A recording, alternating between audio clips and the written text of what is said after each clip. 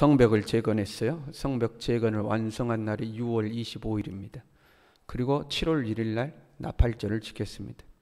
그 나팔절을 지키면서 말씀을 배워보니까 초막절을 지켜야 한다는 걸 알았어요. 그래서 7월 15일부터 초막절을 지켰습니다. 초막절이 끝나고 난 그 다음 날 7월 24일이죠. 그때부터 이제 대회개 운동을 시작한 거예요. 순간적인 어떤 복받쳐 오는 감정에 의해서 하는 회개가 아니라 하나님의 말씀 앞에서 차근차근 자기 자신을 말씀에 비추어서 그 말씀에 어긋나는 것들을 이제 회개하는 그런 회개였어요. 우리가 성령의 감동하심은 상당히 중요해요. 성령의 감동하심. 근데 그 성령의 감동하심을 우리가 생각할 때 어떤 감정적인 영역으로만 생각하면 그는 이제 오해죠. 성령의 감동하심이 감정적인 영역, 이게 감동이라는 단어가 감정적인 거기 때문에 감정적 영역으로 생각하기가 쉽죠. 근데 지금 이스라엘 백성들은 아주 냉철한 이성으로 말씀에 자기 자신들을 비춰보고 그 말씀에 따라서 이제 회개를 한 거죠.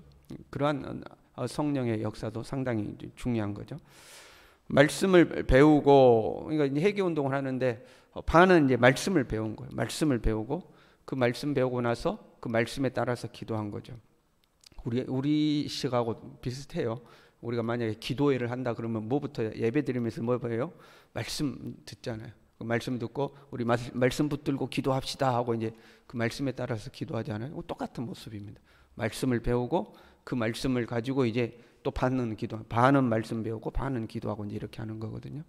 그리고 그렇게 기도할 때에 레위 사람들이 단에 올라가서 큰 소리로 부르짖어 기도했다 하고 기록하고 있어요. 그러니까 지금으로 말하면 앞에서 이제 기도 인도하는 사람들이 있는 거죠. 뭐 목회자가 됐든 누가 됐든 기도합시다 하면 앞에서 같이 막 기도하잖아요. 그 이제 레위 사람들이 단에 올라서 막 뜨겁게 기도 인도를 한 거예요. 그 기도 인도를 하다가 우리가 기도하다가 어떤 한 기도 제목 하나를 주고 기도가 끝날 때쯤 되면 또 앞에서 기도 인도한 사람 중에 이제 대표 기도하고 뭐 이런 거 있잖아요. 그거하고 똑같은 겁니다. 그 레위 사람 중에 몇이 단에 일어서서 백성들아 들으라 하고 하면서 하나님 앞에 이제 기도를 쭉 한 거예요. 기도를 대표 기도를 하듯이 쭉 한 거죠. 그 기도가 지금 9장 전체에 기록되어 있습니다. 그 레위 사람이 백성들과 함께 막 기도하다가 중간에 일어서서 하나님 앞에 이제 기도하는 그 기도의 내용이에요.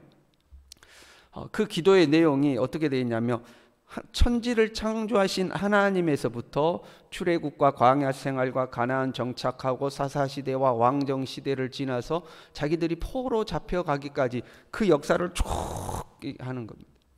우리가 과거에 그 우스갯소리로 그 기도를 길게 하시는 그 장로님이나 대표 기도자들에 대해서 우스갯소리가 기도하시면 창세기부터 요한계시록까지 성경을 읊은다 하고 막 우스갯소리가 있었거든요. 그러면 그 장로님 기도할 때 한 레기쯤 되면 다들 그 졸고 있다 뭐 그러면서 홍해에 빠져서 다들 뭐 헤어나오질 못한다. 우스갯소리로 그런 이야기를 했는데 아니 오늘 본문에 보니까 이 레위 사람들이 천지를 창조하신 하나님부터 아브라함을 부르시고 우리가 출애굽할 때 해가지고 그 이스라엘의 역사를 쭉 기도로 지금 하고 있어요. 그 기도를 하고 있죠.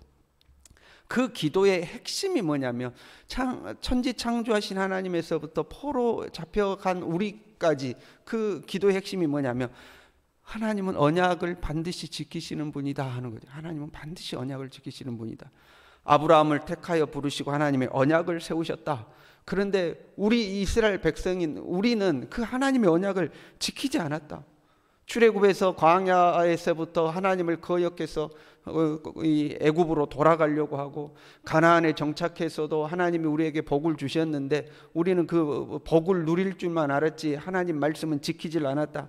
하나님이 그렇게 우상 섬기지 말라 말씀 지키고 살아라 이방인과 섞이지 말아라 말씀했음에도 불구하고 우리는 하나님을 거역했다. 하나님이 그때마다 선지자들을 보내주시고 그들을 통해서 우리에게 율법을 가르쳐 주셨지만 우리는 율법을 등지고 선지자들을 죽였다. 또한 하나님께서는 주의 선지자들을 통하여 주의 영으로 그들을 경계했다. 선한 영으로 하나님 우리에게 말씀하셨다. 그럼에도 우리는 듣지 않았다. 지금 계속 그렇게 기도하는 거예요. 여러분 우리가 곁길로 가면 하나님은 반드시 말씀하셔요. 사람을 보내시든지 성령으로 역사하시든지 우리에게 그게 아니야 하고 말씀하시죠. 근데 우리는 듣지 않는 거예요. 듣지 않았다. 그래서 우리가 매를 맞았다고 이제 이야기하는 거예요. 그런데 그 하나님은 은혜로우시며 긍휼히 여기시며 노하기를 더디하시며 인자가 풍성하셔서 우리를 버리지 않으셨다. 우리를 완전히 진멸하지 않으셨다. 하나님 우리를 매를 때리긴 때렸는데 그것도 하나님의 사랑이다. 그렇잖아요. 자식이 잘못된 길로 가면 매를 때려 안 맞잖아요. 그래서 하나님 우리를 완전히 포기하지 않으셨다. 왜? 약속 때문에. 약속 때문에. 아브라함에게 하신 약속 때문에 하나님 우리를 버리지 않으셨다. 그래서 32절에 이렇게 이야기해요. 우리 하나님이여 광대하시고 능하시고 두려우시며 언약과 인자하심을 지키시는 하나님이요. 하나님은 약속을 지키시는 하나님이더라.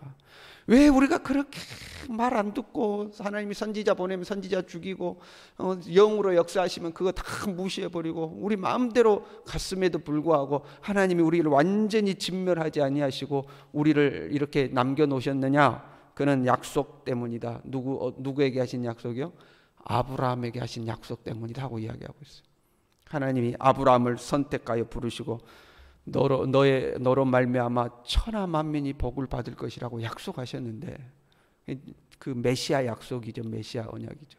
그 약속을 지키기 위해서 하나님은 우리를 버리지 아니하셨다. 그리고 우리에게 자비와 은총을 베푸신 것이다 하고 지금 쭉 기도해 가고 있는. 하나님은 반드시 약속을 지키시는 분이다. 우리의 생각과는 좀 다를 수 있어요. 아브라함에게 하신 그 언약이 예수 그리스도를 통하여 성취가 되잖아요. 그러니까 아브라함을 통하여 하신 약속이 예수 그리스도를 통하여 성취되기까지 오랜 시간이 필요한 거죠. 오랜 시간이. 우리 생각과 다르죠. 그 오랜 시간을 이스라엘 백성들은 못 견뎌내고 자꾸 곁길로 가고 딴 길로 가고 하나님을 거역하고 배신하고 이렇게 한 거죠. 그러나 하나님은 그때마다 다시 돌이키고 다시 돌이키고 다시 돌이키고예요. 여기에서 한 약속을 이때 성취시켜야 되잖아요. 그 중간에 딴 길로 가면 다시 돌이키고 하신 거예요. 그래서 하나님은 반드시 약속을 지키신 거죠. 여러분 우리가 신앙생활하면서 말씀대로 산다 하잖아요. 그 말씀대로 산다는 것은 하나님의 약속을 믿고 사는 걸 말하는 거죠. 왜 우리가 말씀대로 삽니까? 이 말씀에는 하나님의 약속이 들어있기 때문에 그래요.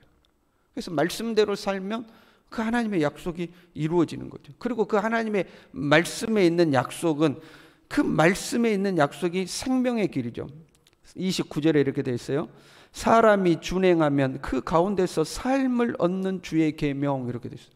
사람이 준행하면 그 안에서 생명을 얻는 계명. 하나님의 말씀을 지키는 것이 생명의 길이죠. 주님이 내가 곧 길이요 진리요 생명이라고 그래요. 하나님의 말씀을 지키는 것이 생명의 길이요 하나님의 말씀을 지키는 것이 가장 복된 길이요 축복의 길인 줄로 믿습니다. 그 약속이 하나님의 말씀에 있는 거예요. 그래서 하나님은 말씀 지키라고 하는 거예요. 마치 그 악한 주인이 자기의 연약한 종을 부려먹으려고 야, 네 똑바로 안 해. 그래 그렇게 해서 네 내 말대로 내 말 들어 이런 게 아니에요. 하나님은 우리에게 복을 주시기 위해서 야, 말씀대로 살아야 돼. 왜? 그 말씀이 생명의 길이요. 그 말씀이 복된 길이요. 그 말씀이 가장 좋은 길이기 때문에 말씀대로 살아야 돼. 말씀대로 살아야 하는 거예요. 우리는 이 말씀을 믿고 말씀 속에 하나님의 언약이 있음을 믿고 그 말씀 붙들고 살아야 하는 거예요. 그러면 하나님은 그 말씀을 반드시 이루시는 줄로 믿습니다. 말씀에 약속되어 있는 것을 반드시 이루시는 하나님인 줄로 믿습니다. 우리의 생각과 좀 다를 수는 있어요. 우리의 생각만큼 우리가 원하는 시간에 우리가 원하는 대로 안 될 수도 있어요. 그러나 하나님은 우리가 헤아리지 못하는 그 깊은 하나님의 섭리 속에서 반드시 그것을 이루어 가고 계시는 겁니다. 특별히 또 하나 우리가 기억해야 될 약속은요. 어제가 성탄절이었잖아요. 예수님은 우리에게 약속하셨죠. 내가 너희를 위하여 처소를 예비하러 가노니 가서 너희를 위하여 처소를 예비하면 내가 다시 와서 너희를 내게로 영접하여 나 있는 곳에 너희도 있게 하리라. 주님은 반드시 다시 오시는 줄로 믿습니다. 주님 이 약속을 우리에게 하신 거예요. 내가 반드시 다시 오겠다. 그런데 우리의 생각만큼 더디 이루어지는 것 같잖아요. 그러나 하나님이 아브라함에게 하신 약속을 예수 그리스도를 통하여 성취하신 것처럼 예수 그리스도께서 하신 그 약속도 반드시 이루시는 줄로 믿습니다. 이 하나님이 약속을 이루어가는 과정 속에서 하나님을 거역하는 수많은 이스라엘 백성들이 있었죠. 그러나 한편으로는 그러한 역사 속에서 비록 소수였을지라도 철저히 하나님의 말씀을 지키고 신실하게 살아갔던 하나님의 사람들도 있죠. 하나님은 사실 그 소수의 사람들을 통해서 하나님의 약속을 성취해 가신 겁니다. 오늘날 우리도 마찬가지겠죠. 하나님의 언약을 이루어가는 데 있어서 신실하게 주님을 의지하고 살아가는 하나님의 사람들이 될 수 있길 바랍니다. 우리가 예수님이 다시 오시는 데 있어서요, 땅끝까지 이르러서 천하 만민에게 주의 복음이 증거되면 주님이 다시 오시겠다고 그랬잖아요. 그 주님의 언약을 이루는 데 쓰임받는 우리가 되었으면 좋겠습니다. 그렇잖아요. 이스라엘 역사 속에서 하나님의 언약의 성취를 위해서 쓰임받았던 신실한 하나님의 사람들, 소수의 하나님의 사람들이 있었던 것처럼 우리도 다시 오실 예수 그리스도의 언약을 성취함에 있어서 주의 복음을 증거하는, 하나님의 나라를 확장하기 위하여 예를 쓰는 그런 믿음의 사람으로 살 수 있기를 바랍니다. 그렇게 하나님 앞에 쓰임받는 우리가 될 수 있기를 바랍니다. 저와 여러분이 그 약속 붙들어 오늘 하루도 말씀대로 살아가고 주의 복음을 위하여 살아가고 하나님 나라를 위하여 쓰임받는 하루 될 수 있기를 바랍니다. 기도하겠습니다.